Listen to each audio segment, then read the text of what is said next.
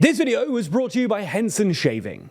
With a combined population of approaching 300 million people and the fifth largest economy in the world, Mercosur was once meant to be the South American version of the European Union.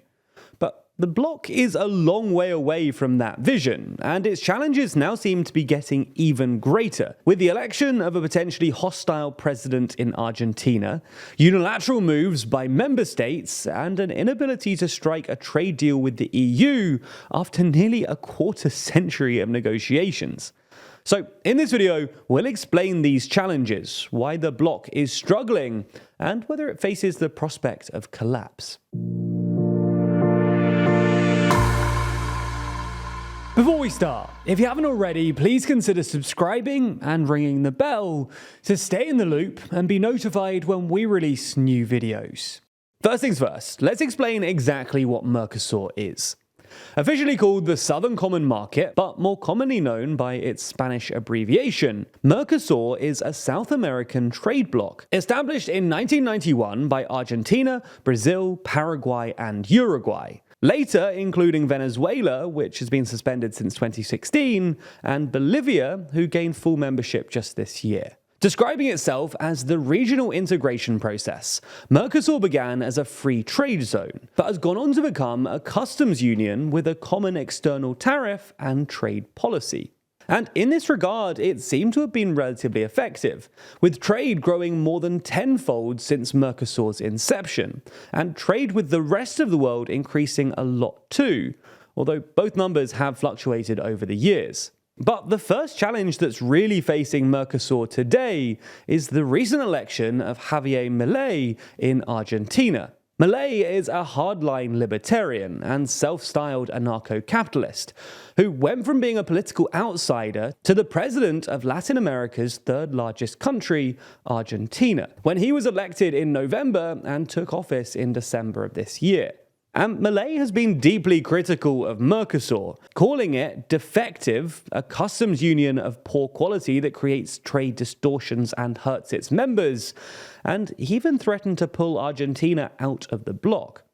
As one of the two biggest member states in Mercosur, an Argentinian withdrawal could spell the end for the bloc, with one analyst saying that there's no Mercosur without Argentina or Brazil. But since being elected, Milei and his team have softened their rhetoric on lots of things, including Mercosur. His foreign minister even reportedly told her Brazilian counterpart that Argentina wants to be part of a bigger, improved Mercosur. Nevertheless, even if, as is likely, he doesn't withdraw from the bloc, Milei's unfavorable view of Mercosur is still likely to frustrate further integration efforts.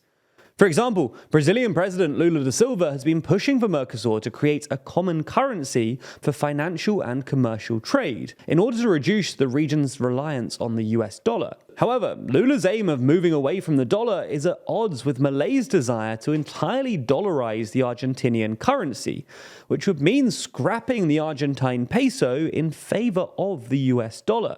And that's in direct contrast to his predecessor, left-wing Alberto Fernandez, who'd been a proponent of the common currency plan and had even worked with Lula to make progress on it. And this brings us to another challenge, the relationship between Brazil and Argentina, effectively the two leaders of Mercosur. And the big issue here is that Lula and Milei are definitely not friends. During Argentina's election campaign, Milei described Lula as an angry communist and said that he wouldn't make deals with communists, and Lula for his part skipped Milei's inauguration. Now, once again, this rhetoric has softened since Milei was elected, with both administrations expressing a desire to preserve ties and work together on certain issues. But regardless, after a year of warm Brazil-Argentina relations and cooperation between two leftist presidents, Lula and Fernandez, the two countries once again, just like under Bolsonaro and Fernandez, have leaders with deep ideological differences that are sure to create challenges for Mercosur and hinder integration efforts. It's not just Mercosur's larger member states that are causing problems, though. Uruguay, Mercosur's smallest member, has been accused of undermining the bloc's core trade rules by seeming to strike its own bilateral trade agreements with other countries. Uruguay's president has seemingly lost patience with Mercosur's own deal-making abilities, and as such has been pushing hard for a free trade agreement between Uruguay and China, as well as seeking to join the CPTPP and attempting to strengthen ties with the United States. He's also spoken out against Mercosur's rigidity, saying that Uruguay cannot remain hostage to Mercosur's immobility, and that members should be able to strike their own trade deals, something that he says will particularly benefit the smaller members like Uruguay and Paraguay, who often feel overlooked by Argentina and Brazil. There are also other internal disputes that, as Jordana Timmerman writes in America's Quarterly, showcase the kind of low-level friction that's undermining the foundational promise of a customs union that originally sought to emulate the European Union. These include Brazil's push to limit milk imports from the other Mercosur countries, Argentina's charging of tolls on the Paraguay-Panama waterway, and Paraguay's discomfort with China's growing economic presence in the region. But perhaps the greatest example of Mercosur's troubles is the long-running saga over its free trade deal with the European Union, which would create a trade zone covering almost 800 million people and provide around $100 billion in yearly trade.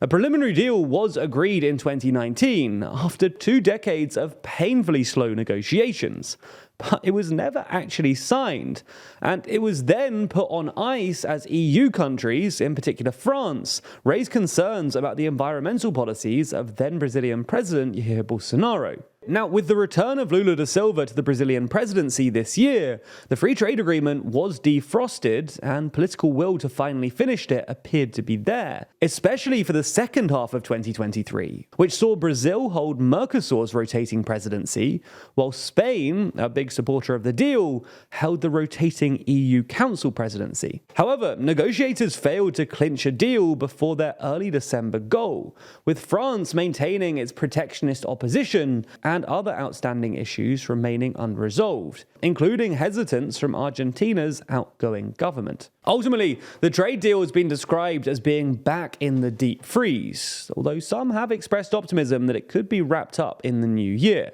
However, this window is certainly closing. On both sides, the biggest proponents of the deal will no longer hold the bloc's presidencies, and crucial European Parliament elections are fast approaching in June 2024. So, in the light of all of this, Paraguay's president, who just took over as Mercosur's president, seems to see little hope in securing a deal, saying that the bloc is already looking in another direction at agreements with the likes of Singapore, Canada, and South Korea. Now, failing to seal the EU trade deal wouldn't necessarily sink Mercosur, as the bloc has survived without it so far, but it does represent the difficulties that it faces in trying to boost trade and integration. And frustration with all of this stagnation is already pushing individual member states to seek their own deals, undermining one of the main principles of the bloc itself.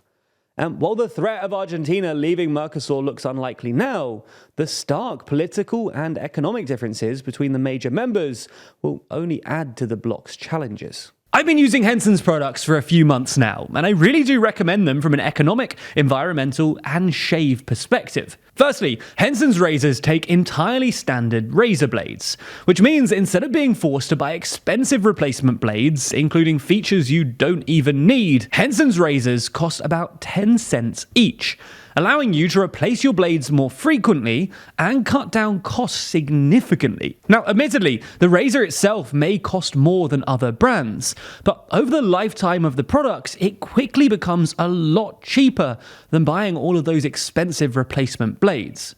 This razor model is also better for the environment, with the Henson AL13 and all of its packaging being entirely plastic-free. Plus, unlike those expensive multi-blade upsells that other companies will push, even the blades themselves are plastic-free, helping to cut down on the over 2 billion disposable razors that are thrown away every year in the US alone. Finally, Henson's beautiful razors are precision engineered by an aerospace machine company who previously built parts for the Mars rover and the ISS, which means incredibly tight tolerances, high standards, and superb precision. And all of this combined means that while a single razor blade might sound scary, I've found it far easier to use than other comparable products, with a precise shave plane of about 0.0013 inches, offering a safe and perfect shave, while also minimizing the risk of ingrown hairs and irritation. So if you too want to try out Henson, then you can get 100 free blades with your purchase by clicking the link in the description, adding the razor and the blades to your basket, and then using our code. Thanks to Henson for sponsoring this video, and to you for supporting TLDR News.